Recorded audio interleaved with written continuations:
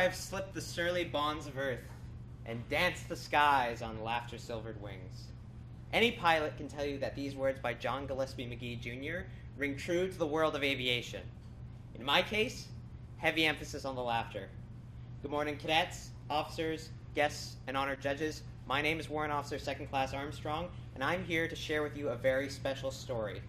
My first flight in a powered aircraft. Ever since I was a child, I wanted to be a pilot. It seemed like a fun and freeing way of getting outside and exploring the world.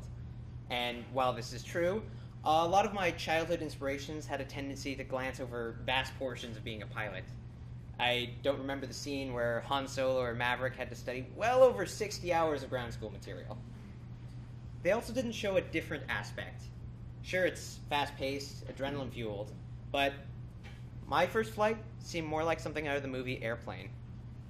The flight should have been clean and spotless. The skies were blue, winds were calm, not a cloud to be seen. The aircraft, a white and baby blue Cessna 152 dubbed Charlie Sierra Juliet, or CSJ. I would later come to know it lovingly as the Flying Whale. As I stood on the tarmac, I was admittedly nervous, partly from anticipation, partly from the oddly placed funeral home right next to the airport. Regardless, I hopped in and we got on our way. Now came the run-up, the portion of the flight where you make sure that the engine is working in flying condition. My instructor decided to show me a neat trick he had learned, and we pulled off onto a small abandoned taxiway. In our nimble little Cessna, basically a tricycle with wings, we could get in there no problem. Getting out, on the other hand, not so easy. Confidently, we went through the checklist, and now came the time to line up and wait for takeoff. My instructor put in the power and tried to turn. Forward we lurched, but we didn't turn. He put in more power, more pedal, more brake. Forward we lurched. Still, no turning motion. We were nearly at max power when I glanced out the window and noticed that our nose gear was coming within inches of the edge of the tarmac. So my instructor finally gave up, flicked all the switches, and the engine sputtered to a stop. What follows I can only describe as the most entertaining radio conversation I have ever heard. Oshawa Tower, this is Charlie Sierra Juliet. I have an odd request to make, my instructor said. Can I get out and push? Now, admittedly, the tower was befuddled by this, and they said so, so my instructor explained. Oshawa Tower, this is Charlie Sierra Juliet. My aircraft is not turning. I don't have enough room to maneuver safely. Can I get out and push? I don't understand the miscommunication here, but the tower returned with their greater concern. Charlie Sierra Juliet, is the taxiway clear? The next 10 minutes was a constant back and forth that would have impressed even the likes of Abbott and Costello, but instead of who's on first and what's on second, it was can Cessnas get by and is the taxiway clear? After what seemed like an eternity of this, and with no particular movement in the conversation, the tower finally gave up and said, Charlie Sierra Juliet, I don't understand what's going on, but do what you need to do as long as it's safe. Still laughing, my instructor and I, we hopped out, pushed the plane around, and we elected to continue. Power to full. Engine gauges green, airspeed coming alive. We finally lifted off, and the wait was worth it. The sights, the sounds, the feeling of freedom, weightlessness. It was all great. That was until we came into land. Then everything changed. Being the rookie pilot, all I heard was a sudden burst of radio chatter and something about oranges. What my instructor heard was that there was an orange medevac helicopter inbound for an emergency landing at the airport. What neither of us heard was where the medevac was. So, admittedly, we began looking around frantically. Then I saw it. No, not the medevac. The large white twin-engine turbojet stuck dead center on the runway. Now, normally I'm an eloquent person, but in this situation, all I could muster was, ah! Charlie Sierra Juliet, pull up and go around, pull up and go around. I have never been so happy to be told to drop what I was doing. As we pulled out of the dive, then we saw the medevac. It swooped underneath us, fast. We completed a second circuit, and by the time we got back around to final, everything had cleared out, and everything was A-okay. I knew I would remember this flight. It was amazing. It was exhilarating. But more than anything, I remembered the stuck Cessna. I remembered the Who's on First routine my instructor in the tower performed. I remembered the speeding orange bullet and the sluggish white plane. This flight was not a boring intro into aviation. It was the perfect one. With a flying whale, a stuck plane or two, and a memory that I'll never forget.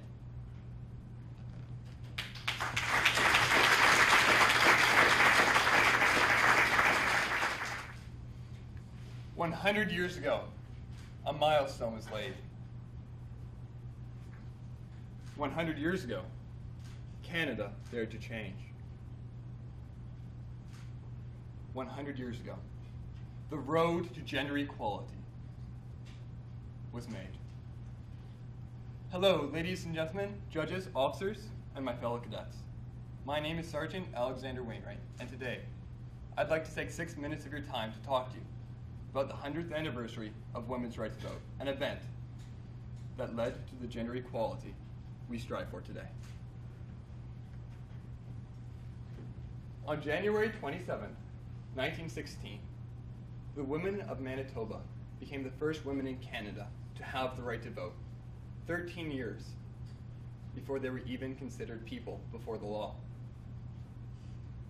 This right that today seems so simple was not guaranteed by pure chance, but was instead guaranteed through the hard work and determination of a handful of women who decided to act for what they believed in. These women started a relentless campaign. They held rallies, collected petitions, fought tooth and nail just to get their voices heard. After 4 years of their campaign, their hard work paid off, as they did indeed gain the right to vote. Several weeks later, the women of Saskatchewan and Alberta could vote, but it would be another 90 years before all Canadian women could exercise this right.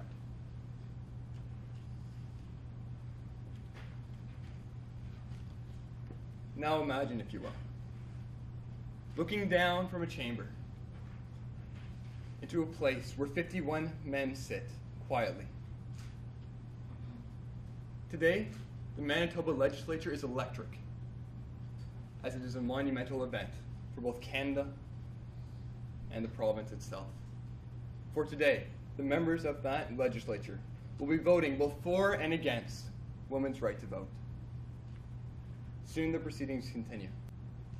Men rise, speak, and retake their seats, some receiving a round of applause for their words, whilst others receive but severe mutters. Soon this all becomes but background noise. That is until the vote is called.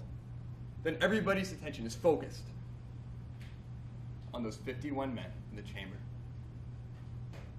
After a bell rings loudly, one man stands and states, "May all of those who wish to see this bill go forward, please rise or indicate your intent." 41 men rise silently. 41 men rise proudly and are cheered by the audience, both men and women alike, for their decision. After their names are read out, the man stands again and states, "May all those against this bill please rise or otherwise indicate your intent." Silently, once again, 7 men stand, this time a bit sheepishly, as they are cheered not with thanks or with praise, but are cheered out of anger. After this, the men sit, and the results are read out. At this point, all of the men, the women, and the children in the chamber together rise and cheer and celebrate. For today, the women of Manitoba have gained their right to vote. Soon, one voice breaks out. "O Canada, our home and native land, with true patriot love, in all thy sons' command." At this, everybody stands, even the 7 men in the chamber below who voted against women's right. They too join into the song, their voices merging, as if their song was sung by one. Now on this day, 100 years later, the victory of the Manitoba Political Equality League is almost forgotten, as it was but a milestone on a lifelong journey. Just a few months later, most Canadian provinces could vote, but it would be a long time before all Canadian women would have this right. Today, it's a special day for everybody in Canada, as our federal government is made up of 50% men and 50% women. This has happened for the first time in Canadian history, and it's something that we need to be proud of. As this is the 100th anniversary of such a monumental event, let us celebrate the successes that have occurred and look forward to the successes that are to come. After all, 100 years ago, a milestone was laid. 100 years ago, Canada dared to change. 100 years ago, the road to gender equality was made.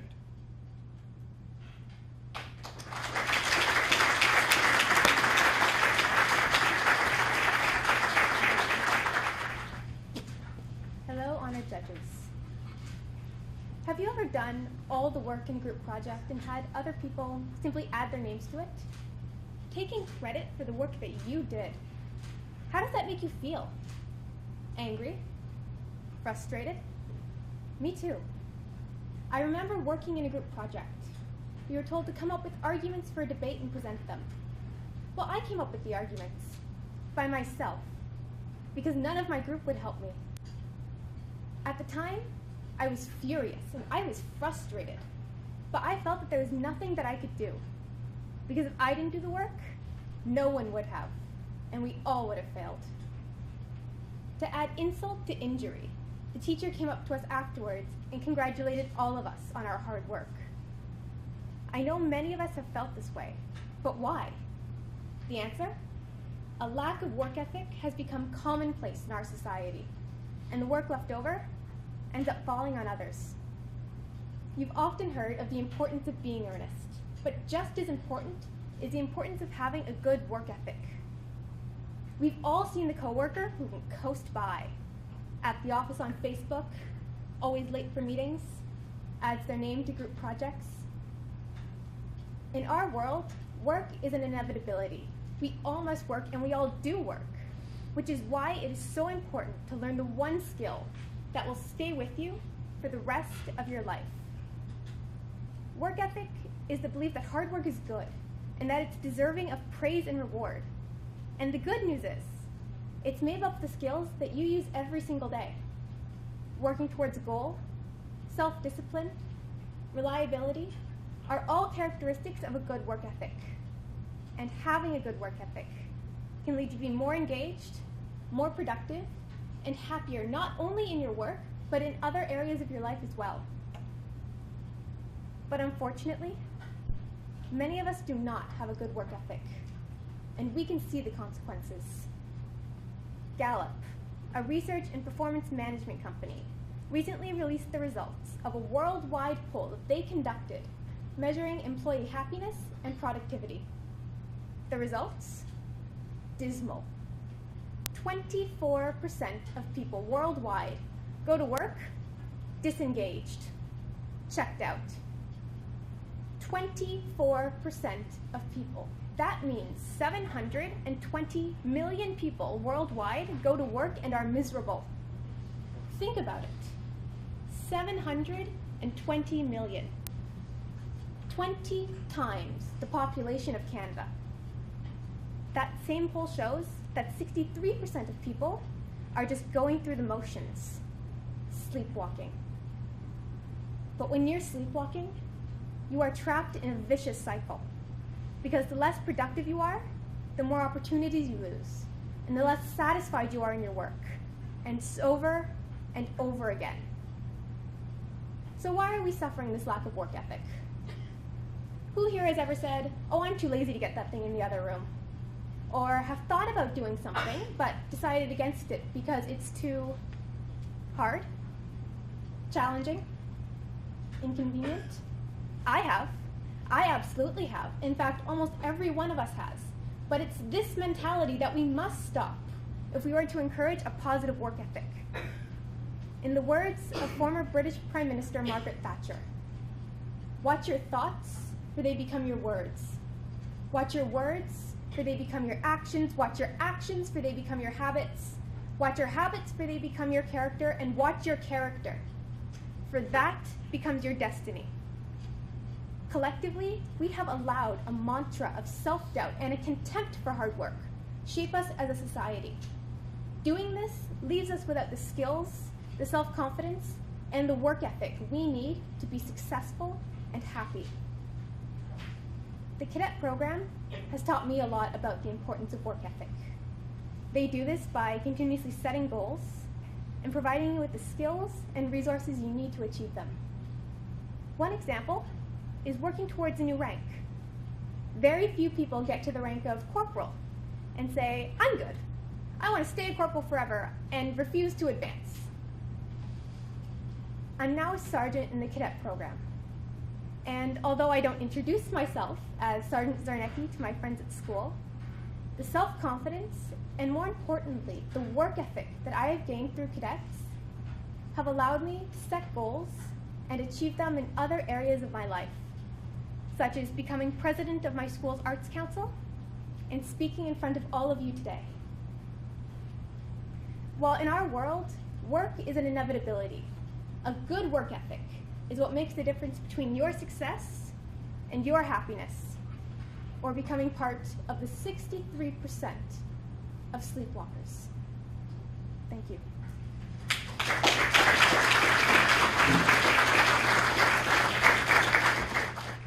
What do you see as Canada's future? What I see is the glow of the northern lights and the radiance of the southern sun, lighting our land from east to west. But I also see shadows of obstacles we are going to have to overcome to regain this sight of awe and beauty. Canada is one of the world's most peaceful countries, with the most diverse societies, and the world's most gorgeous landscapes. But all great things come with a sacrifice. And our predecessors have had to sacrifice in the past, and generations to come will have to do so in the future. But right now is our time to make those hard calls towards the changing environment, towards the changing population, and to new technology and all of its positive and negative impacts. Canada would not exist without this 9,976,140 square kilometer piece of rock, but it is this very rock that provides us not only with food, water, and a place to inhabit, but also with the joy from swimming through its lakes, walking through its forests, and climbing up its mountains. But we are in a natural disillusionment that is preventing us from seeing the harm we are causing to our country. And if we do not shine through this shadow, we will fade, not just as a country, but as a civilization. And so it is a priority to become aware. And one of the most major problems resulting to this very environmental annihilation is production versus consumption. We are simply eating more than we are capable of producing. The United States only has 5% of the world's population, but uses over 30% of the world's resources. And though we are nowhere close to those proportions, we are still quite high up in the list and continue to go up. We are fourth worldwide in energy usage per capita. And therefore we should focus our energy on making green energy more reliable and efficient, but also by conserving it in everyday usage. Correspondingly, we should promote more farmers and fishers to increase self-growth so that we are not fully dependent on international trade. Canada. In Canada, we have over 250,000 new immigrants coming into our country every single year, bringing unique cultural and moralistic values, giving our country a glowing luster of uniqueness and diversity.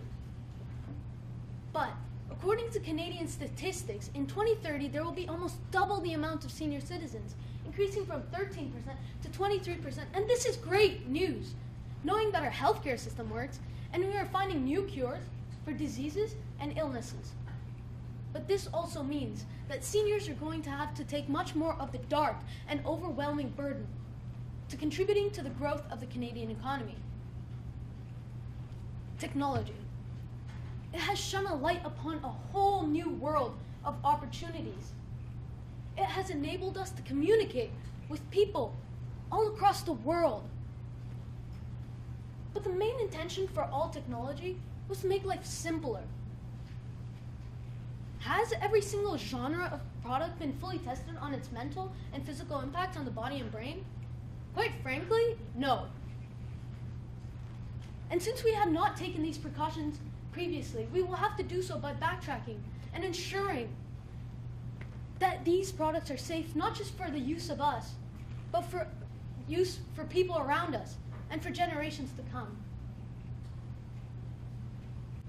We as humans are quite stubborn, and as Canadians, we are even more stubborn. We are risk takers. Some risks turn out successful, others maybe not so much. But the main thing is that our light has always been strong enough to penetrate through the darkest times in our history. And right now is the time we need to work as one to get through all these obstacles. And one of the organizations that provides us with what we need the most is cadets. They teach leaders with one basic cycle: to learn, to lead, and to educate. And these are the people, we are the people who can break through all these barriers to regain the sight of the glorious northern lights and the radiance of the southern sun, and see it light our land from east to west. But not just for us to see, to show the world we are Canadians. Thank you.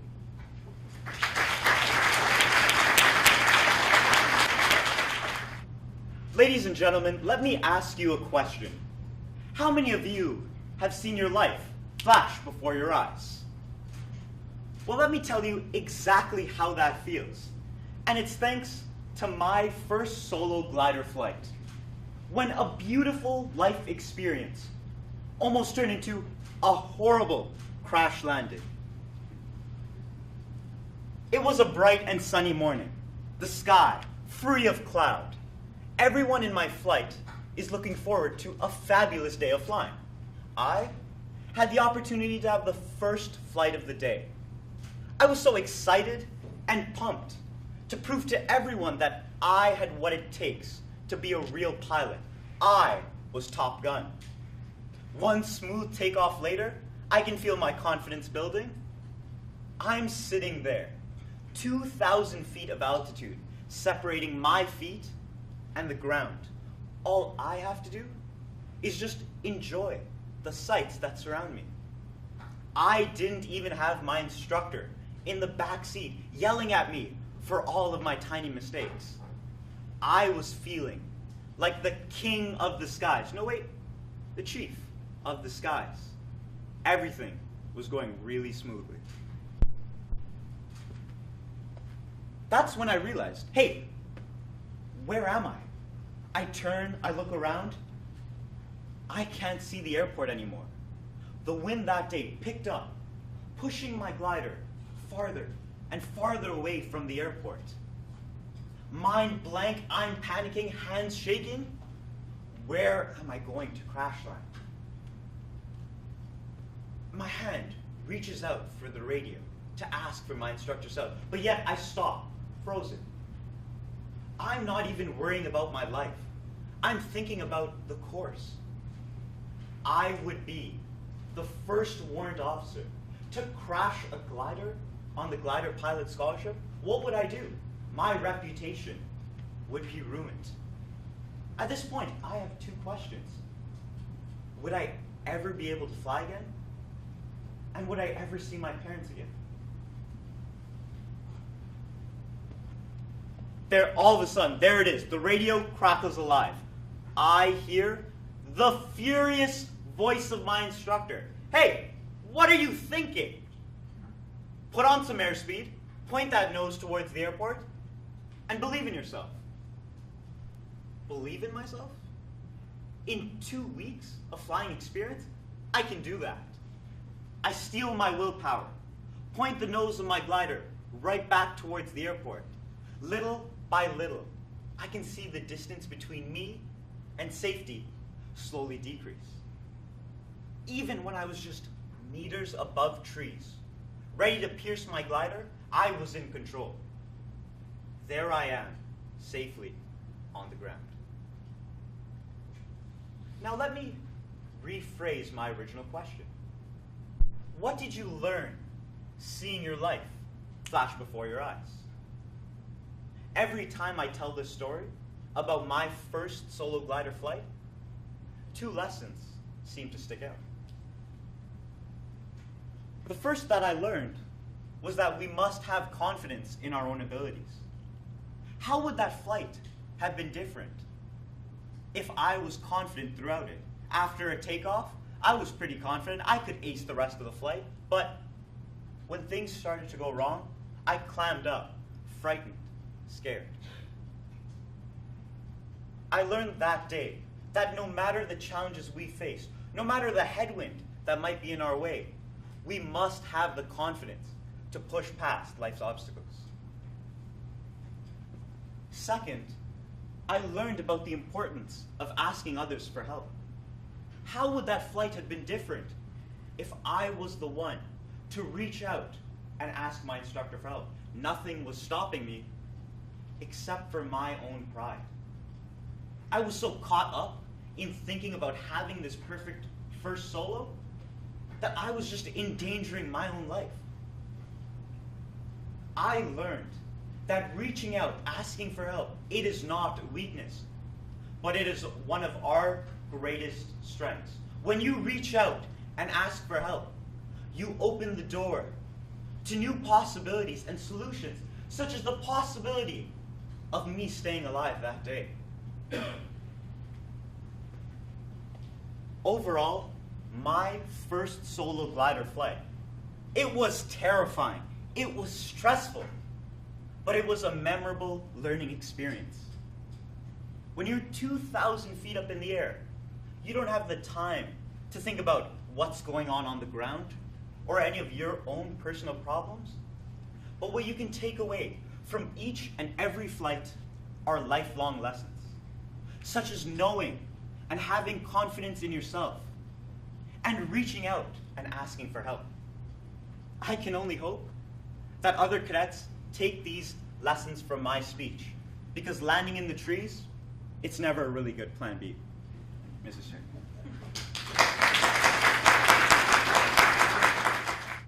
Because it's 2015.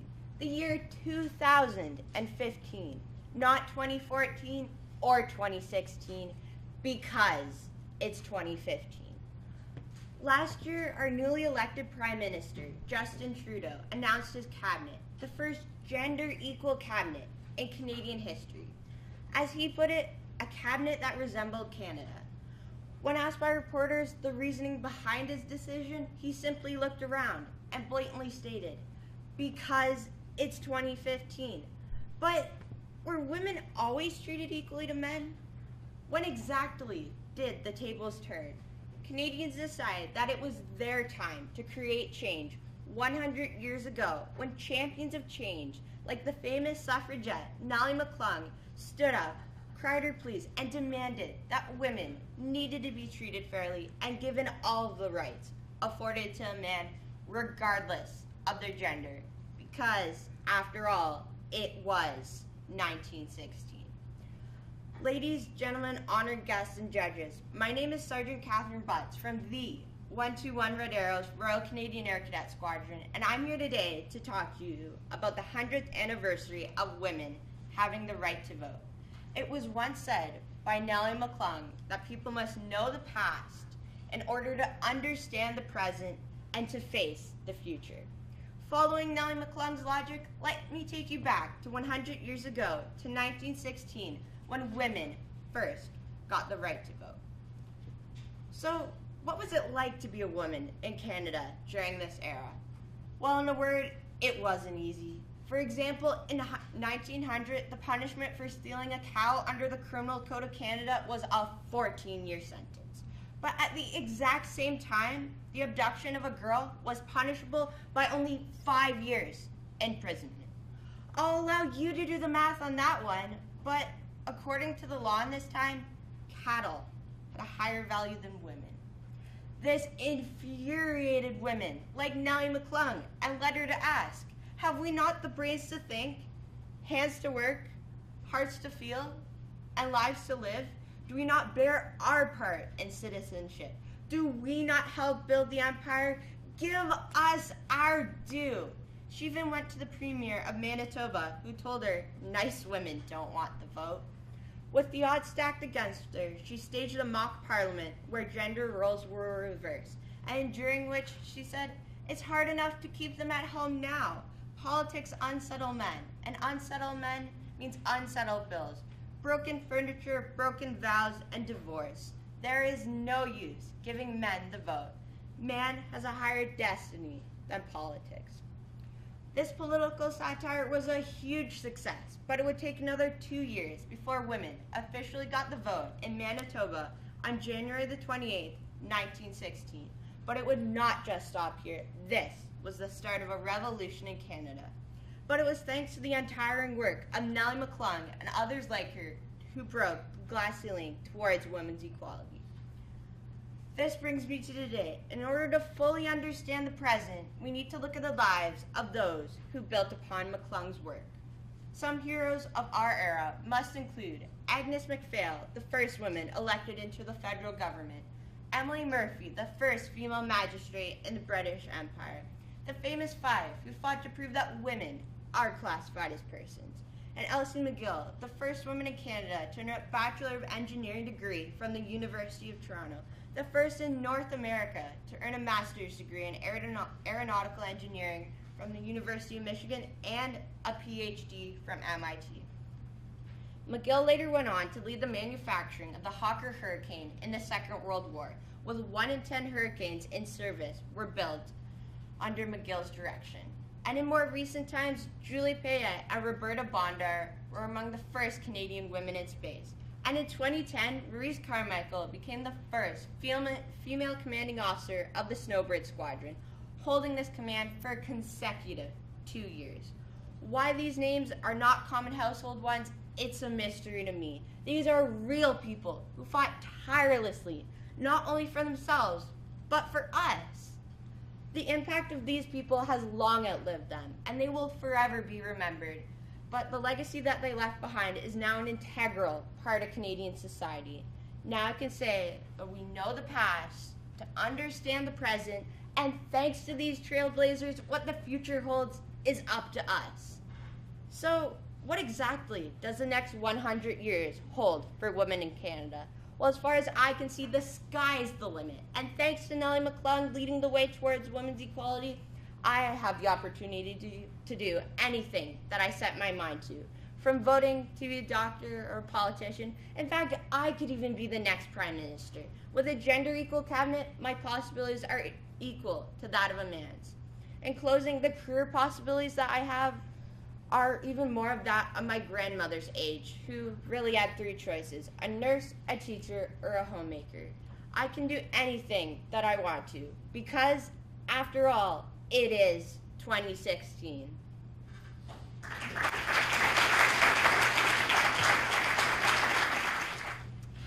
What drove Michael Jordan, a man who couldn't even make his high school basketball team, to become a legend? What drove Albert Einstein to fundamentally change the world of physics as we knew it? What drove Martin Luther King to fight against racism in order to gain his freedom? In a world full of prodigies and other exceptionally talented individuals, we often forget the fundamental values that made them who they are. Funny enough, these values are extremely simple. They include respect, sympathy, and most importantly, and what I will be speaking about today, work ethic. Ladies and gentlemen, boys and girls, my honorable judges and my fellow cadets. Today, I will be speaking to you about this idea of work ethic and its importance in our society. Now, I can go on and on about very unexceptional people doing very exceptional things simply because they worked hard. But I'm not here to tell you what you already know.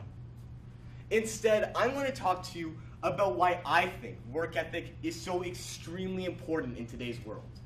Now, more than ever. So, in my opinion, it really breaks down to three simple reasons. The first being that work ethic is the key factor and arguably the only factor to personal success and growth. An author by the name of Malcolm Gladwell once wrote a book saying that in almost any profession, all it takes is 10,000 hours of dedicated work and practice, and anyone, regardless of natural ability, will be a master. This idea was proven by several studies taking place in Berlin in the 1990s. These studies showed that violinists who invested more time during childhood and had already reached their 10,000 hours were consistently better than those who had not. The studies even overcame the idea of natural ability, proving that it had little, if not no effect on the violinist's capabilities. Now, don't get me wrong. 10,000 hours is a very long time. Almost as long as it takes me to get out of bed. But, hey, it's attainable. But only through work ethic. It's work ethic that allows us to work through the tiresomeness and boredom. It's work ethic that allows us to see not the work ahead, but the destination, and makes us work even harder to get there. It's work ethic that is the producer of our future's billionaire entrepreneurs, Olympic gold medalists, and groundbreaking innovators. Now, for a moment, let's step aside from the real-world applications of work ethic. Instead, let's talk about how work ethic affects each and every individual on a personal basis. When we work hard, we gain more than any one person could even imagine. For instance, when we work hard, we are unknowingly and unconsciously building our own character. Now, there are very few things in this world that truly make us better people, but working hard and working well are among them. That is why in the cadet program, we are constantly being challenged, tasked with more and more responsibilities each day in order to sculpt both a better person and a more responsible citizen. Now, as an extension, work ethic doesn't just make us better people. It does something so much more valuable than that. It makes those around us better people. When we work hard, we inspire, we motivate, we create better individuals. Now, I believe this is a little bit confusing to some of you, but an author by the name of Marianne Williamson summed it up quite nicely when she said, "We are all meant to shine. It is not just in some of us, but all of us. And as we let our own light shine, we are unconsciously giving others permission to do the same." Now, so far I've been talking to you all about how work ethic is so extremely important, how it is very beneficial. But it's more than just that. Work ethic is an absolute necessity. In a world where the population is constantly growing, where more and more countries around the world are becoming more technologically advanced and modern, there is simply no more room for those that are not willing to work hard. If this generation wants to secure their future, it will come at the price of hard work. Now, I'm going to end my speech off with a quote. And I'll be honest, I don't usually quote American politicians, but every once in a while, one of them will say something that makes a little bit of sense. And a little while ago, a man by the name of none other than Donald Trump said, "Don't just sit on the runway and wait for someone to come along and push the plane for you. It simply won't happen. Change your attitude and gain some altitude. Believe me, you'll love it up here." Thank you very much.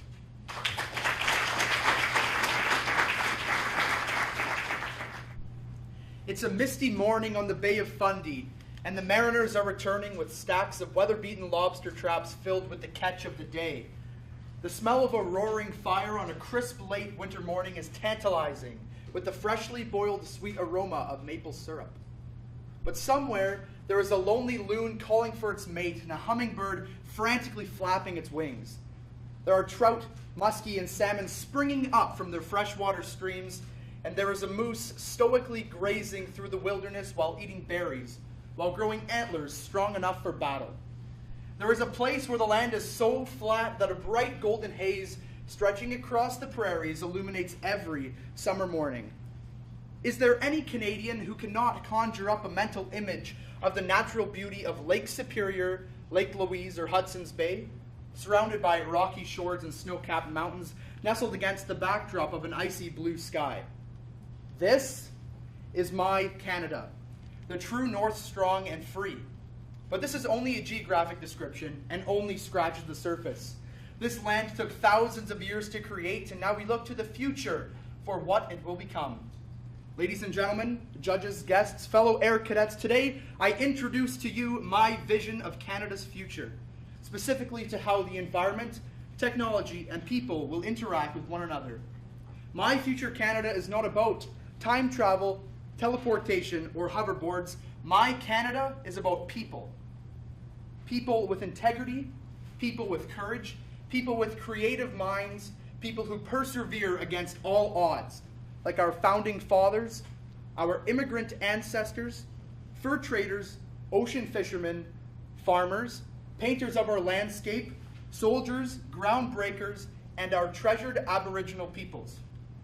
My Canada was built with a definite pioneer spirit that inspired all these people to lay the solid foundations of our vast nation. They all share the same pioneer spirit that define us as Canadians: generous, adventurous, industrious, and courageous. Pioneers do not have to be those who lived hundreds of years ago. Modern-day pioneers are as adventurous as those who once discovered Canada. The Group of Seven discovered and creatively illustrated to all Canadians new geographic regions that existed within our borders. I quote Lauren Harris, one of the most famous Group of Seven painters, when I say that the Group of Seven painted Canada's spectacular landscape as they saw it and as they felt it. Chris Hadfield is a great example of a Canadian space pioneer who creatively engaged all Canadians about adventurous space exploration and astronaut life through social media and video feed. When people imagine the future of Canada, many are quick to think about what new technologies will impact our daily lives. Very few people stop and think about the preservation of our isolated natural wonders. I see a time where people learn to balance being charged up and logged in while still exploring the liberation that is unplugging. Picture it now. A future where people follow the tracks of grizzly and wolf from vast bodies of water to dense forests perfect for setting up a campsite. Picture a Canada where the country returns to its historic roots of pioneering, adventuring, and exploring. One day in the future, I see Canada as a country that is in touch with its heritage and explores the natural lands it has to offer. Are you feeling irritable, tired, or stressed? Have you considered a non-harmful, non-toxic medication proven to reduce the burdens of everyday life? Try nature. However, I caution you, nature may cause you to slow down, become spontaneous, or enter a state of euphoria. In the future, who knows if our natural wonders will exist? In a world where deforestation and climate change are imminent, I see a Canada where the country works towards a sustainable environment. Cultural anthropologist Wade Davis has experienced a land in the northwest quadrant of British Columbia known to the Aboriginal Tall Tan people as the Sacred Headwaters.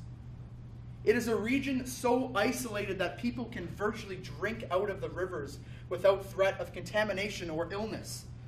The Headwater region was recently under attack by industrialism when corporations threatened to mine and collect methane gas to fuel projects for the tar sands. Canada has been hit with a tsunami of industrial advancements, some with great promise, but many with great concern. Fellow Canadian David Suzuki says that Canada's future does not have to be bleak. We can have a healthy and prosperous future. Canada could be seen as a world leader on energy, human rights, and global discourse. As we look to the future, we must face the realization that most of us will not be around to see how Canada progresses over the next few centuries. We must enlighten our future generations to celebrate, embrace, and explore the environment. We must be able to pass down the pioneer spirit that was shared with us by our ancestors. Canada's destiny lies in the minds and hands of the future pioneers who will prepare the way for others and preserve our natural wonders for the generations unborn. The future of my Canada will rely on their strength of character that has defined us for decades. Generous, adventurous, industrious, and courageous. I ask you to do the remarkable, the extraordinary, and join us to keep our natural surroundings sacred. O Canada, strong and free. Thank you.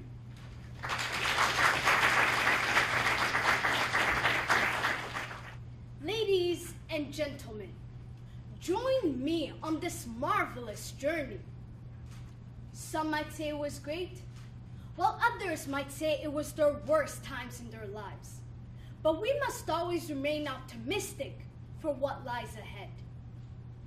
We all know that every journey of 1,000 miles begins with a single step. But that single step is the most difficult one to make. Conquer the fear and venture forth, and we realize that we were born with wings. I am here to talk to you about the important, or may I say the highlight parts of my life that made me who I am today, the person that is standing before your eyes.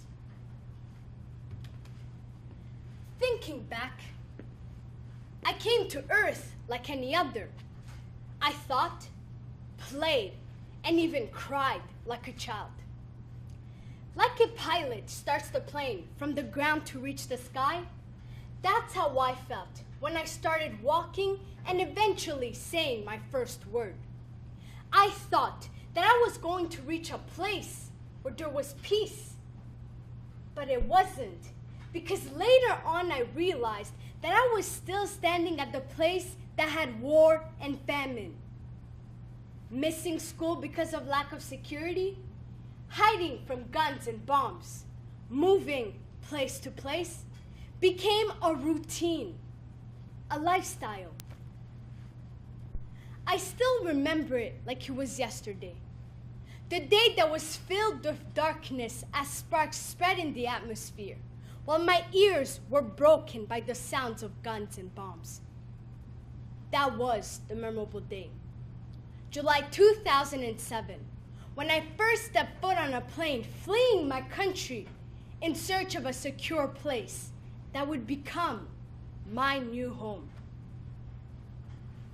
When the engine started, my back got stuck to the chair. I took a deep breath. My hand squeezed my father's arm tight. As I looked back, I knew that I was leaving behind me a part of me that I would never forget. But ahead of me, I knew that I was going to reach the place that I had dreamed of ever since I started walking. I was wide awake, ready to see this big adventure start, and ready to start a new beginning. Starting a new life wasn't easy for me. It was like returning back to crawling and learning how to say my first word, what I had already accomplished. Sometimes I was even confused, but I changed my mind to find my objectivity. I must take risks. Sometimes they are worth and sometimes not, but I tell you, you never know until you have tried. Learning a new language, taming a new culture, living in a different environment, making new friends, having more than one season became my new lifestyle. Not only did I overcome those challenges that shaped my personality, I had become a model, a reference for young people around me. Now, is it not that one can be born with wings? It takes courage to grow up and become who you really want to be. A crack does not mean that you're broken. It just means that it has challenged you and you remain standing. You must make a choice to take a chance or your life will never change. I am reassured that self-determination is a combination of skills, knowledge, and beliefs that enables a person to engage in goal-directed. As Red Moon once said, courage is not the absence of fear, but rather the judgment that something else is more important than fear.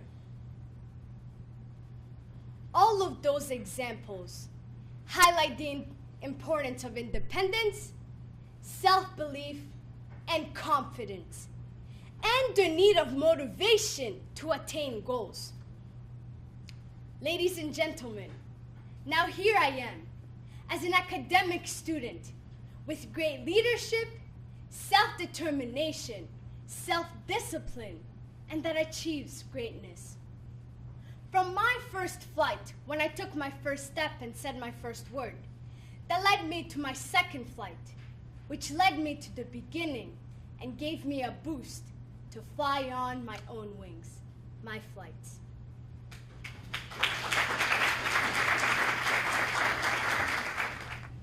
How? What? Who? When? Where? Why? Are these the questions that race through your mind when someone asks you this simple question? So, do you volunteer? Does that make you wonder whether you truly volunteer enough? Do you tell them about the countless hours you spend playing video games? Or what about the time you spend hanging out with your friends at the mall? Madam Chair, esteemed judges, and ladies and gentlemen, volunteering is really quite simple and a lot of fun too. Today, I'm here to talk to you all about how widespread volunteering is, how it benefits you, and how anyone at any age can have a positive impact on society. To begin, there are numerous organizations out there that simply want to make a difference in their communities. United Way, Free the Children. Such large global organizations all have one common characteristic: volunteers. Ladies and gentlemen, volunteers are the driving force behind the success of any entity in existence. Still not convinced? Firefighters, doctors, nurses, healthcare workers providing relief in third world countries. These individuals give their time, their efforts, and sometimes their lives, all to help those that are less fortunate than they are. Now you may be wondering, it's great that I get to help everybody else, but what about me? And this leads me to my second main point of how volunteering really benefits you. Let me tell you a quick personal story. I really enjoy creating animations and editing videos, and I wanted to help my community in some fashion. So one day, I sauntered down to my local community center and began creating promotional videos for an after-school program there to raise awareness about their endeavors. And I can tell you that the satisfaction and pride I felt after seeing my work on display was parallel to none. Ladies and gentlemen, such feelings cannot be earned or bought at some local market. It can only be earned through volunteering and helping those around you. Let's take another example. Let's all, for a moment, put ourselves in the shoes of a high school student. Currently my job description. Let's say the student really loves the sciences, but he or she can't decide if they want to go into the engineering field or the medical profession. What to do? Well, the student can go volunteer at an engineering firm and also provide their services at a local hospital. In this fashion, the student will be able to help their communities and will also be able to learn more about their future career paths.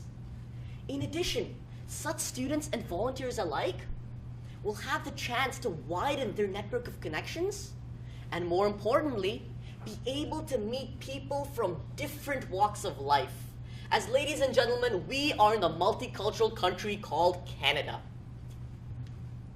And now on to my third and final point for the day, of how age is really no barrier when it comes to volunteering. There was a 12-year-old boy. One morning, he was sitting at his breakfast table and had some cereal.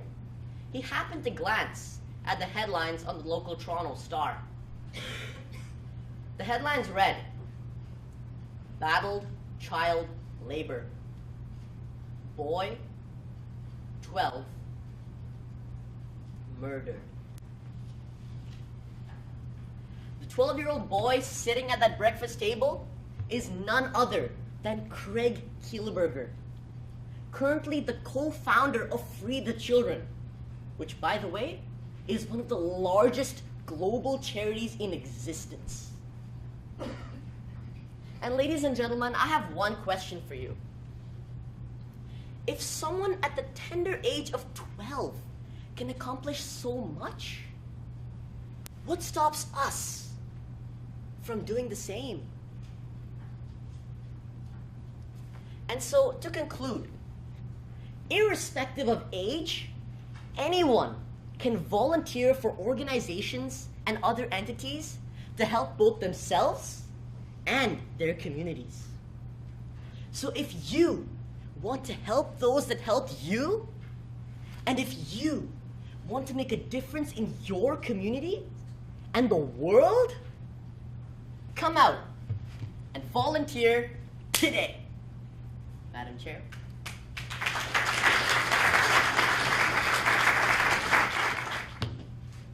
The English Dictionary defines the term work ethic as a belief in the moral benefit and importance of work and its inherent ability to strengthen character.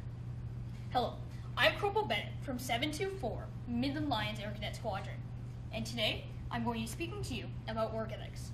Specifically, I'll explain why good work ethic is so important and how you can build it yourself. Having a good work ethic is crucial to achieving your goals. Oftentimes, our most important goals are very complicated and require many steps. A proper work ethic can help you achieve your goals by pushing you forward and helping you to make progress no matter how small it may seem. Proper work ethics allow you to apply a constant effort toward overcoming obstacles you may face in life. This allows you to take difficult problems into smaller, more manageable pieces. Having a good work ethic will help you build character and will give you a proper attitude toward life. This teaches you to always show professionalism, or as us cadets call it, deportment. Deportment involves the way you present yourself, is the way you dress, behave, and the way you treat others. By having a good work ethic, you will improve your behaviors in many areas of life, and this will allow you to approach problems and people with the right attitude. Another benefit of having a good work ethic is that you'll become a very dependable individual. It ensures that you bring the assignments in, complete it, and on time.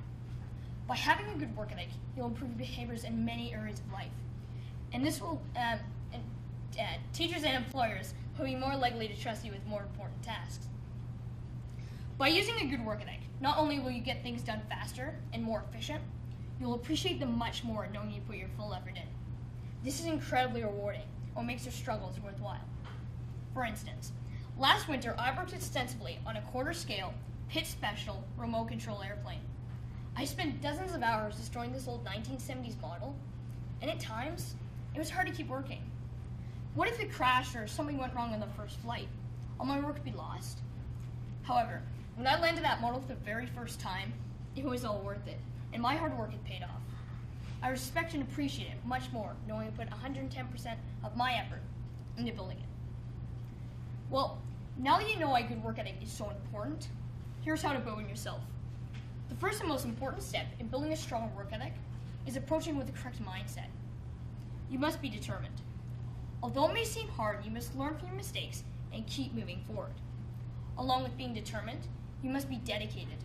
This means making a constant effort toward improving your work habits. Keeping your future goals in mind is a good way to do this, as it will keep you motivated to improve.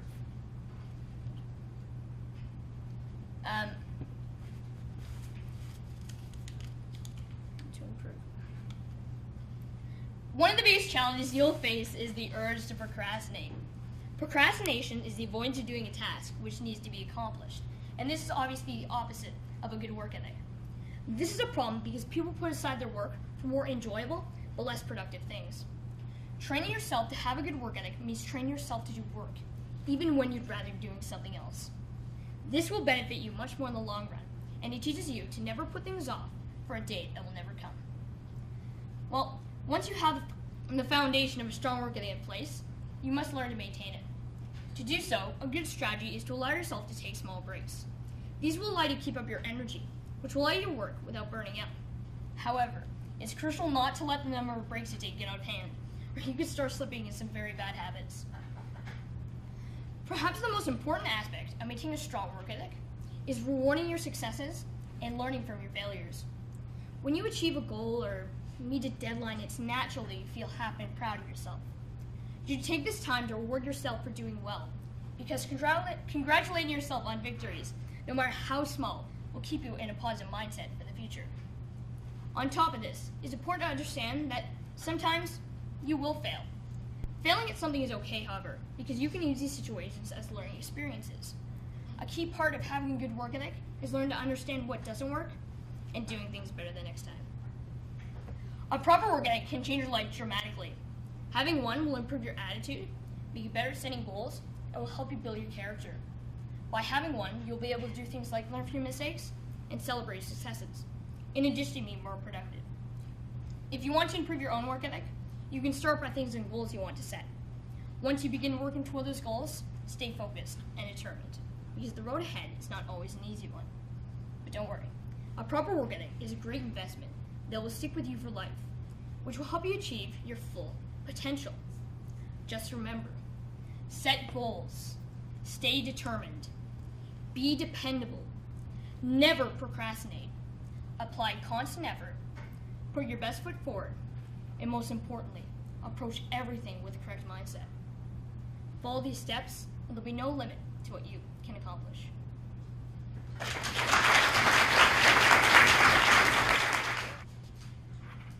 I still remember the moment that I first fell in love with flying. It was on my first solo flight on the 6th of August, 2015. I was at Mountain View Airport in the glider CFYLP. Like your first word or your first time walking, your first solo flight is not something you can easily forget. For me, however, my first solo flight was memorable, not because of the fact that I was, suspended 2,000 feet in the air in an airplane all on my own. I mean, that was certainly a part of it, but the main reason I will never forget my first solo flight is because it taught me a very valuable lesson, a lesson that I will carry with me through all aspects of my life. Good afternoon, everyone. Honorable judges, patient timekeeper, and fellow cadets. I am Flight Sergeant Parnika Godkindi, and I graduated from the Glider Pilot Scholarship at Mountain View Cadet Flying Training Center last summer. And I am a licensed glider pilot. As iconic as it was, I'd like to say that my first solo flight was beautiful, perfect, when in reality, I remember freaking out the moment my plane lifted off the ground. For the first time, I realized just how crazy this all was. I was in charge of piloting the Schweizer 233A, an entire airplane all on my own. An airplane, mind you, without an engine, meaning I was literally falling out of the sky. My life was in my own hands. Admittedly, it was a bit much for a 16-year-old girl without even her driver's license to take in. Somehow, though, I held on. I didn't let go of that control column. And after a few minutes on tow, my glider was released. And the rest is history. The first thing I noticed about flying on my own was the silence.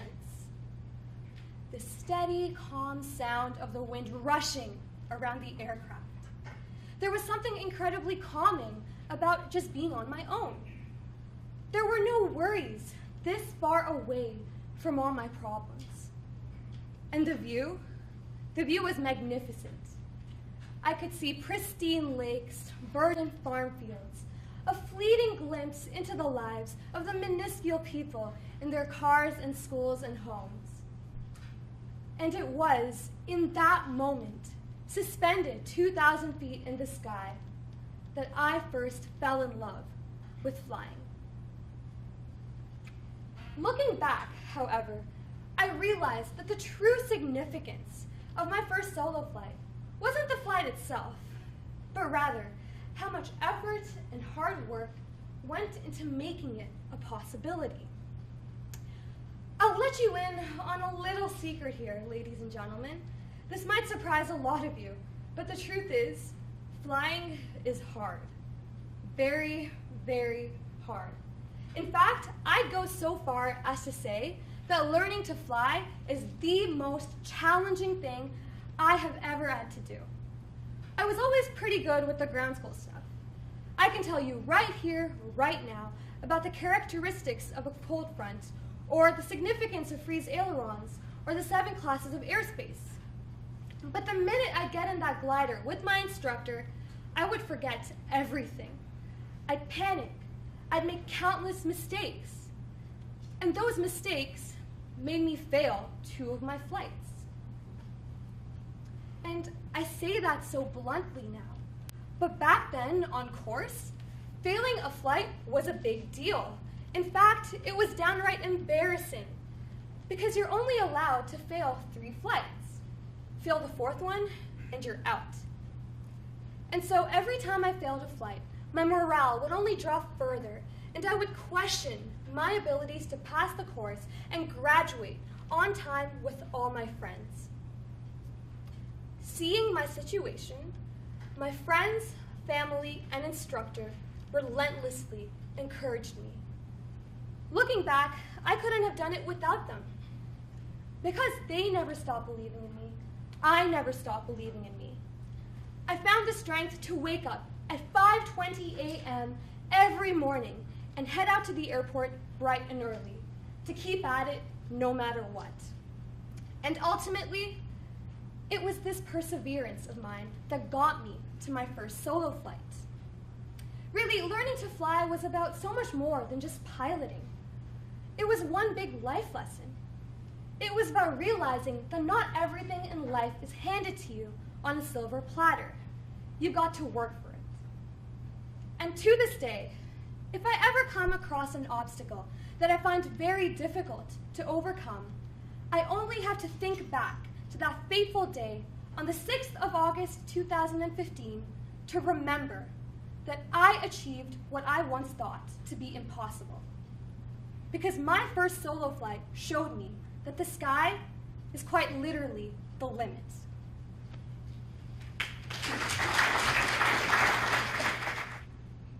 Everything starts somewhere. Everyone has that one turning point in their lives which entices them to make that one decision. For me, it was 5 years ago, but for others, it was back in 1941.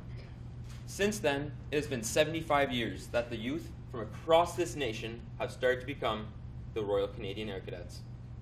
Hello, my name is Flight Sergeant Zara, and today I'll be broadening your understanding on why the 75th anniversary of the Air Cadet program is such a big deal. I'll start by explaining why this tremendous program began and how it gained so much support.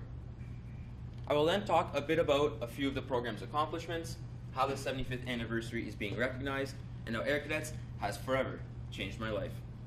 Let's fly right into this exciting topic. As I mentioned before, Air Cadets began in 1941. This was mainly because of the influence of the Second World War, and at the time, Army and Sea Cadets already existed.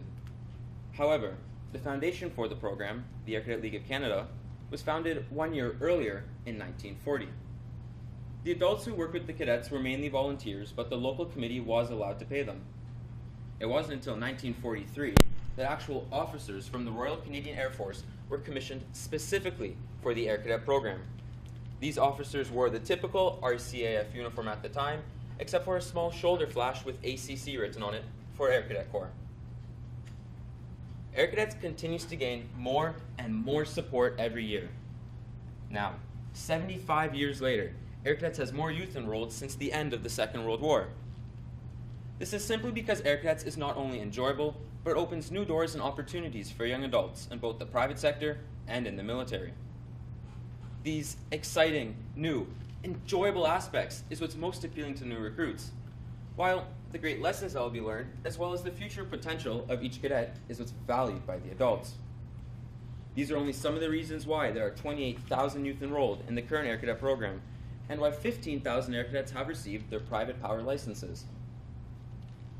Now, since this year is the 75th anniversary of the Air Cadet program, let's talk a bit about a few of the program's accomplishments. First, there are currently 456 different Air Cadet squadrons across the country. This is the most that the program has ever seen.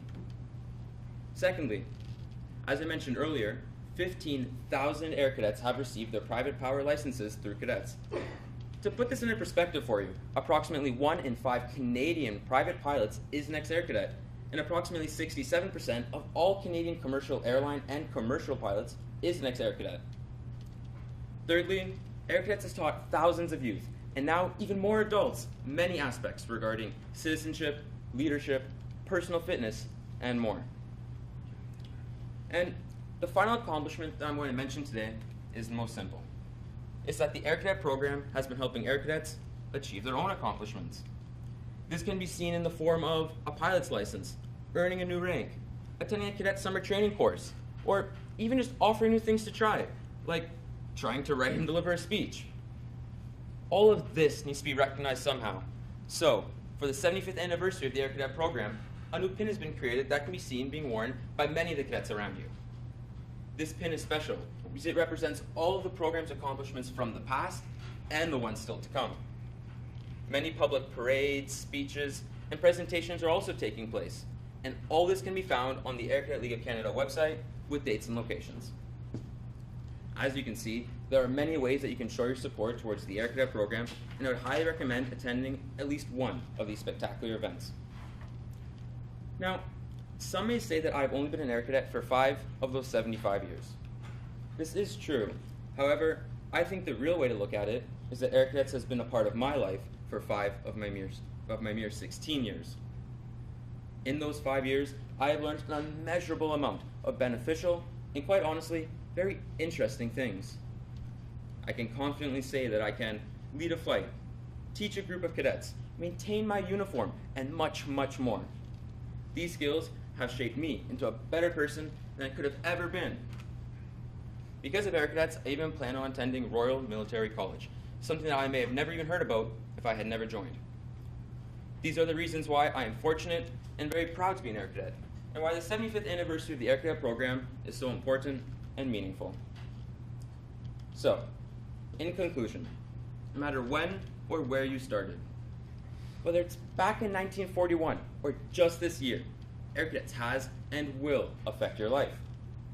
Now that I've talked a bit about why this program began and how it gained so much support, a few of the program's accomplishments, and even how being an Air Cadet has forever changed my life, I hope that everyone here today can now better appreciate the 75th anniversary of the Air Cadet program. Because not only does this anniversary represent the past of Air Cadets, but this is what keeps Air Cadets flying for the future to come.